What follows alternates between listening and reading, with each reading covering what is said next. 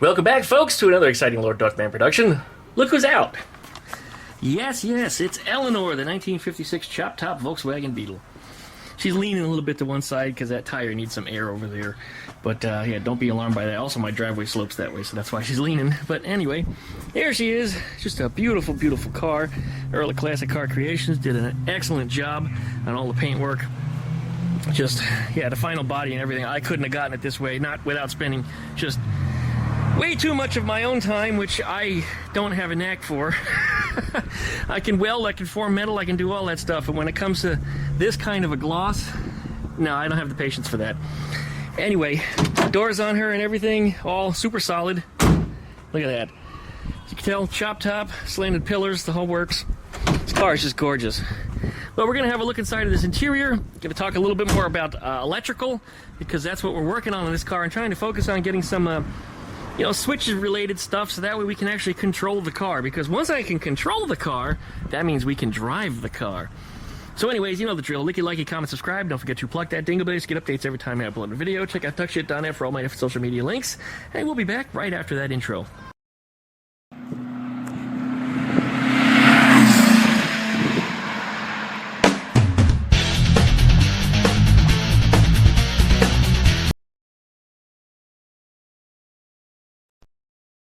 Alright, well, we're back. I figured I'd start out here first, but these are my relay boards. There's going to be 2 of them here for a total of 32 relays, so I can turn 32 different things on, individual things on and off, 32 different circuits.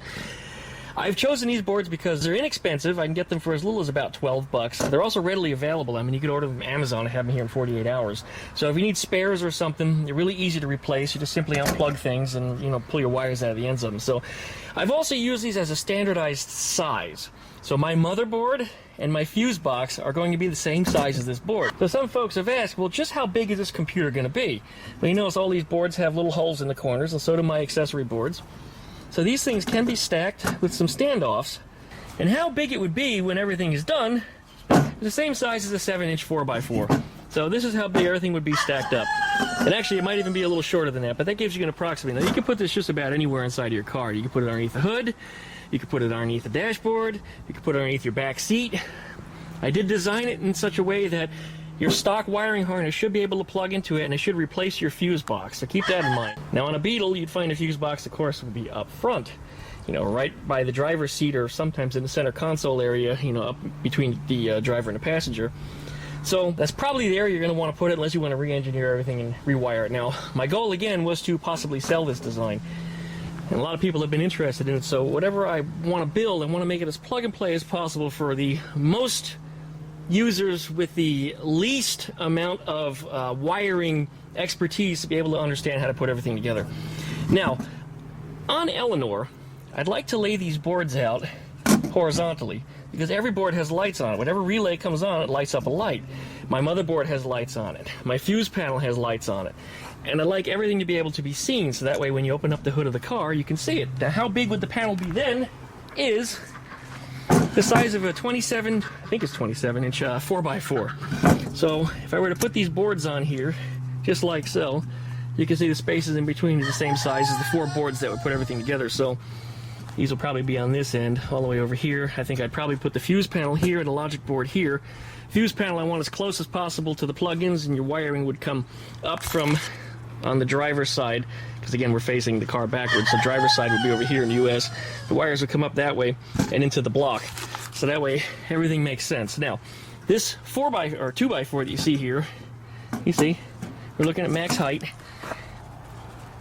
gives you an idea. The fuse panel will stand a little bit taller, of course, because those fuses I've used are full-size ATC fuses. You can use smaller fuses for those of you that have been complaining, so we're going to show that in the future when I've got these boards put together. Now, I don't have the boards yet, and you might ask why. And that's because every 10 minutes, I think of some new idea or something else that I want to add to it, or I'm laying awake in bed at night and I think of some flaw that I designed that needs to be, you know, fixed. So I've since redesigned and designed the boards and the layouts and the circuit diagrams of everything a couple times over, but I think I've got it at this point. There's not a whole lot more that I want to add, and I've built it in such a way that it's expandable, so that way I can plug things into it and plug things out of it and run into additional boards. So if there's something else that I forgot or something else I didn't, you know, build into the first revision of it, I can add an accessory board to it. And then down the road when I redesign the original board, I can put it back into it later. So that's kind of the idea. So I'm going to take this 2x4, we're going to run it over to Eleanore, and we're going to see how much space it takes up underneath that hood, and, well, what it's going to look like, and to give you a general idea. Let's go see. Hello, Bidy. You came over here just to harass me, huh? You've been making noise the whole while here. This is going to be your new box. Yeah, I've been collecting wire. Uh-huh. Can I pet you? Come here, let me pet you. Oh, okay. You're actually being pretty good. I thought you were being jerky. No, you're being pretty good. Good boy. Oh, he's going to attack the camera. There you go, buddy. Yeah, you're my buddy. I raised you since you were a little boy and turned into a big douchebag. You did. You did. You're jerky. Come here. Why'd you attack me like that? You know better than this. You be nice. You're my big boy. He's getting ready to attack that camera again. Not cool, Bidy. Come on, you're my little boy. We used to sit and eat yep. We used to sit and sheet together. Yeah, that's what we did. We used to sit and eat ice cream together. In fact, even recently we still did. Why are you biting me? Oh, he's a jerk. It's a good thing you don't have any spurs anymore. Looks like he's going to need a little bit of discipline. All right, well, we're going to do that separately. We're not going to put that on video because somebody's going to call me an abuser. But really what I do is I just pin him and I hold him and I keep him that way until he calms down. That's really all there is to it. If you start smacking him, he becomes terrified of you. But if you hold him down, he becomes submissive. Yep. There you go, Bidy. Too bad, buddy. Yep, too bad for you. You're going to be jerky. We're going to pin you. We're going to pin you. And that's where you're going to stay for the next 5 minutes. Yep, time out. All right, so let's see how this fits in there. Put up. Here's where we want to mount it. Remember, up under here, we're trying to keep everything as naked and bare as possible. We don't want a whole lot of wires exposed and hoses and just ugly shit. This car is gorgeous the way it is. Earl did such a thorough job of painting everything out. And I just want to try to keep it this way. I just don't want to have a rat's nest underneath the hood like you typically see on a Volkswagen. Well, here is our 2x4. And it should fit, and it looks like it does, barely, between the glove box and the hood hinge. It actually does make it in there. Now, I think when it comes down to this here, what we're going to do is we're going to stand it up a little more vertical-like, perhaps like that. I think that'd be pretty good. Maybe raise it up just a little bit so that way we don't see the back of the gauge cluster, because that's going to be ugly. So I think what I need to do is I need to come up with a mounting bracket. It'd be nice if I could catch this stud and catch that mounting location. I don't know if we have anything on this side to mount up to. Well, we have this, and we got that, and that too. So, somewhere in between here, what I think we might do is we might use, well, I have to make some custom brackets. I don't want to drill the body any. I want to mount to what's here if possible. And then use perhaps a mounting rail like you would see in a server closet. I'll put them up here on the screen so you see what it looks like. But I can mount the rail in there, and then to the back of the box, whatever this board is going to sit inside, I want to put in some kind of an enclosure. I can screw the clips to the back of it, and then I can click it into the rail. I think that would be ideal. And it puts everything, you know, front and center. I can get to it. It's also, any of the wires can run down the back of it or on the inside of it. It'll hide. I think that'll work out really, really nicely. And also, from where this is sitting at right now, you can't see where I want to mount my switches. I want to try to hide them switches as much as possible.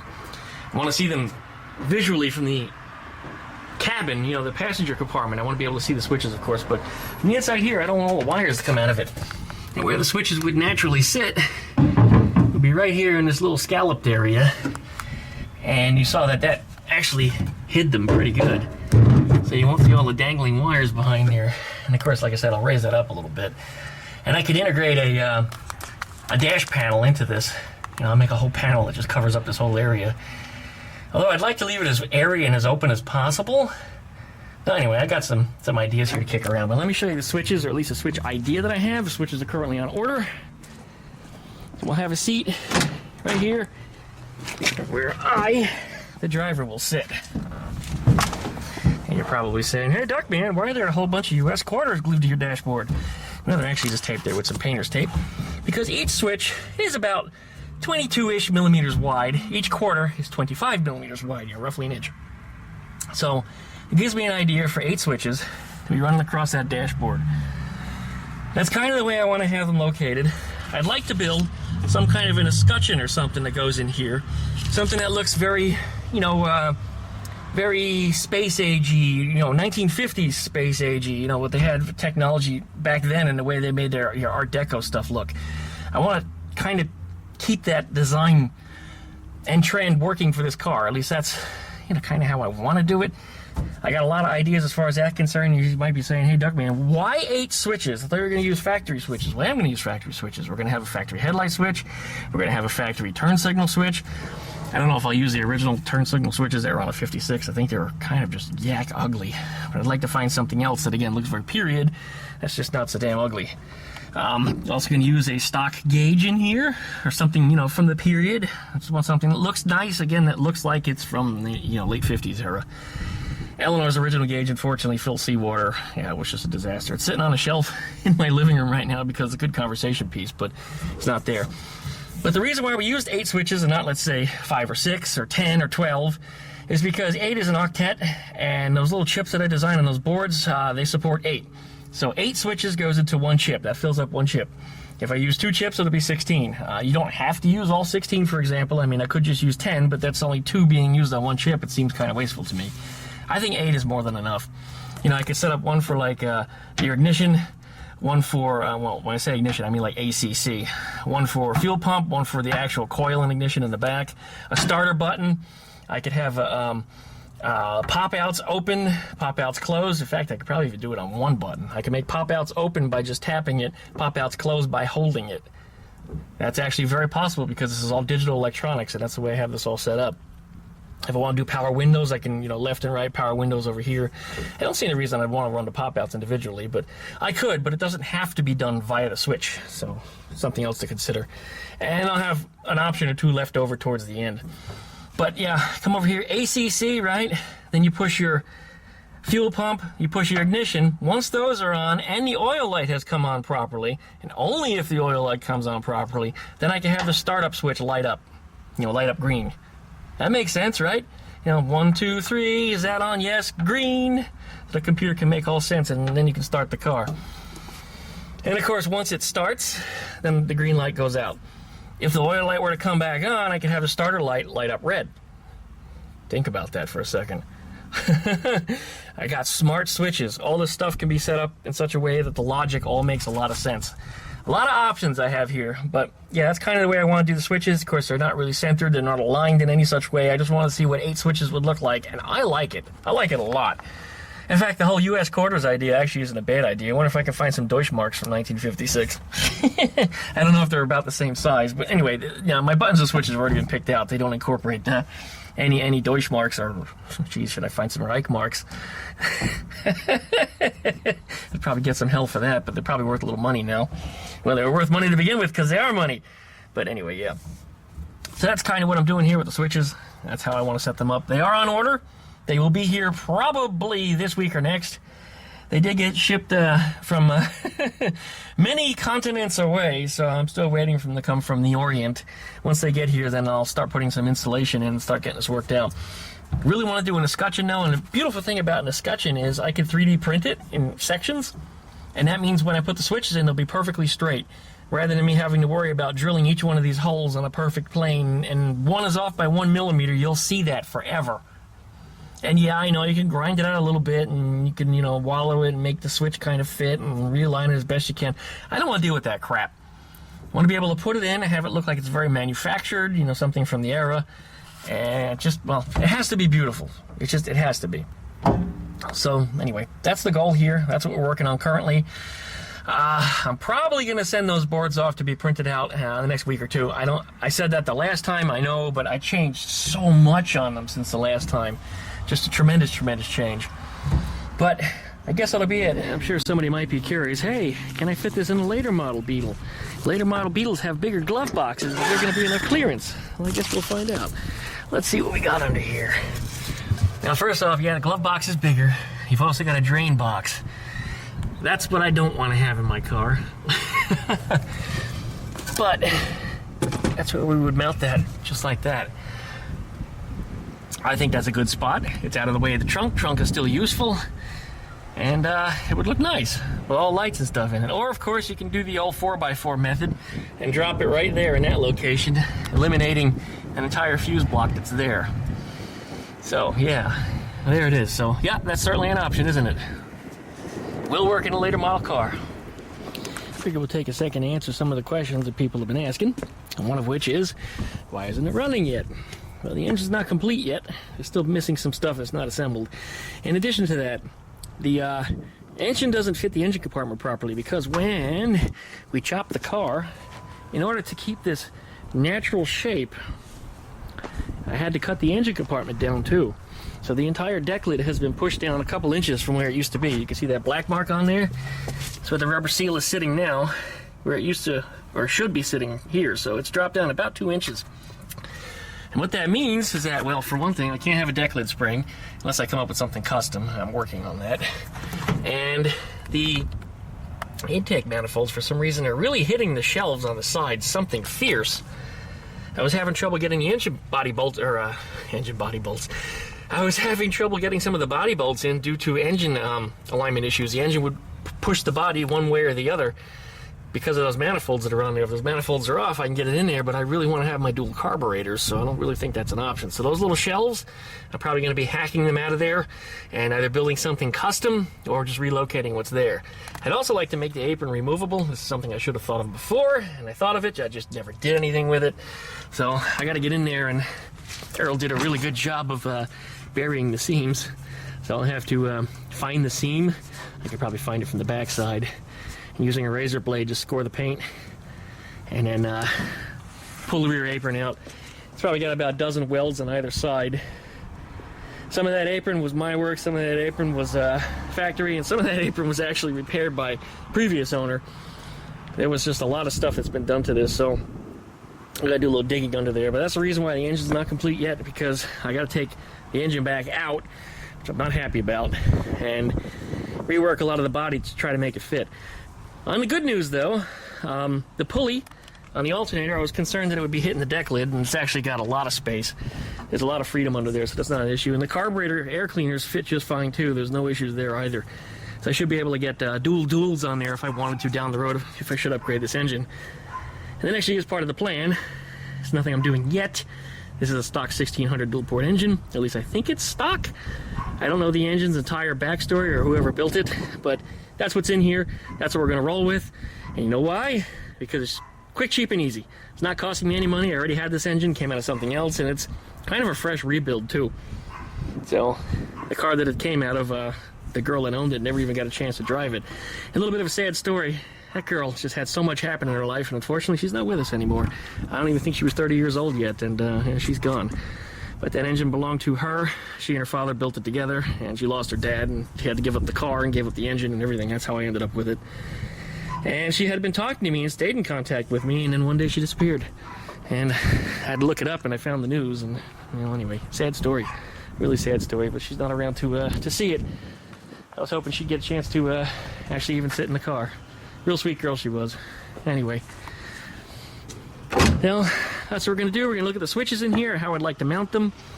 And we'll talk about some more of the stuff coming up on this car here. And these doors, they like to have a very assertive thunk when you close them. I see a scratch here. Yeah, there's a little scar. It must have been from Earl when he was putting the masking tape on. I can clean that up and buff that out. There's just a little line there. You can see it, the light hits it just right. Just right. No big deal.